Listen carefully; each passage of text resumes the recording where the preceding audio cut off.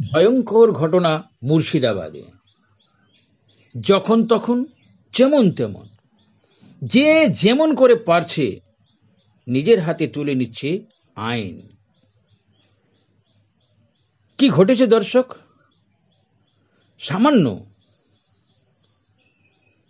জমির পাট নষ্ট হওয়াকে কেন্দ্র করে দুপক্ষের মধ্যে ঝগড়া বাঁধে এবং সেখানে চলেছে গুলি। মুর্শিদাবাদে একের পর এক এরকম ঘটনা ঘটে যাচ্ছে। কেন ঘটছে? মুর্শিদাবাদের বেশ কিছু গোঁড়ামিযুক্ত মানুষ মনে করছেন যে তারা যেটি করছেন সেটি সঠিক। প্রিয় দর্শক, আমরা আজকে এমনই একটি ঘটনার চিত্র তুলে ধরছি আজকের ভিডিওতে আপনাদের চোখের সামনে, যা থেকে একেবারে স্পষ্ট হয়ে যাবে যে বেশ কিছু লোকেরা নিজেদের কি মনে করে জানি না, তবে এটা স্পষ্ট যে এই ঘটনায় শুধু নয়, বেলডাঙ্গা থেকে শুরু করে শামশেরগঞ্জ, ধুলিয়ান সহ আজকের নওদা থানার এই ঘটনা প্রমাণ করল যে স্বাধীনতার ৭৮ বছরেও আমরা আমাদের দেশের জনগণকে মানুষের মতো মানুষ করে গড়ে তুলতে পারেনি। আপনারা বলবেন এ আবার কেমন কথা? আমি বলবো 100% সত্যি কথা।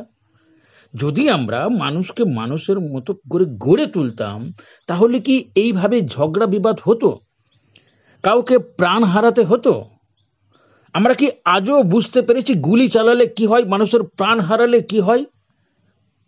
আমরা বুঝতে পারিনি। যদি বুঝতে পারতাম তাহলে কি এই ধরনের ঘটনাগুলো ঘটতো?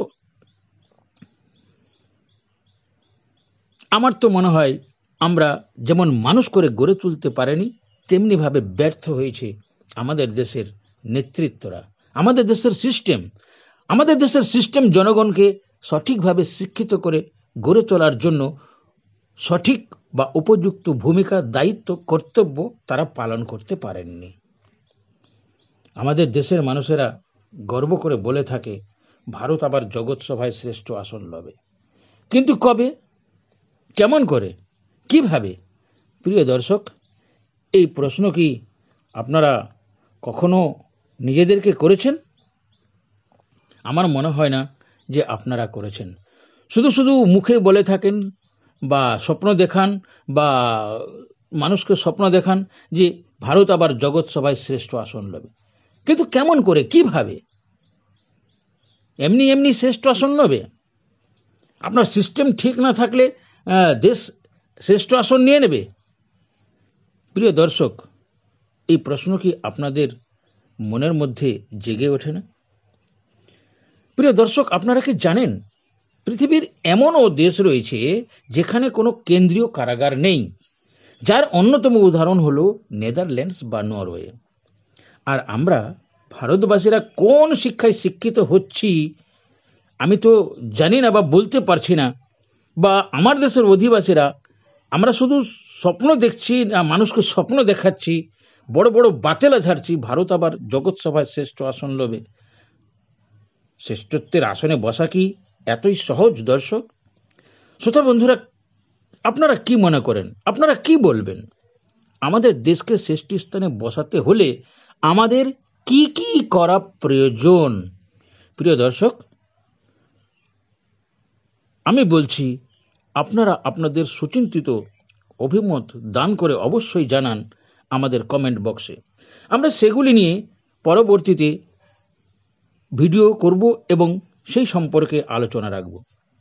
আপনারা দেখছেন এখন আপনাদের প্রিয় ভাবধারা চ্যানেল, সঙ্গে রয়েছি আমি সুভাষ।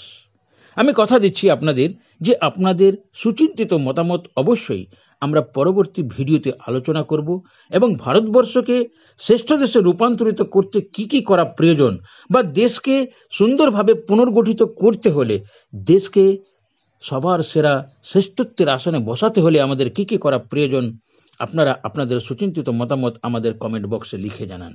আপনাদের প্রিয় ভাবধারা শুধু শুধু খবর করে না, ভাবায় এবং আপনাদের সুচিন্তিত মতামত গ্রহণ করে। ধন্যবাদ। দেখতে থাকুন আপনাদের প্রিয় চ্যানেল ভাবধারা।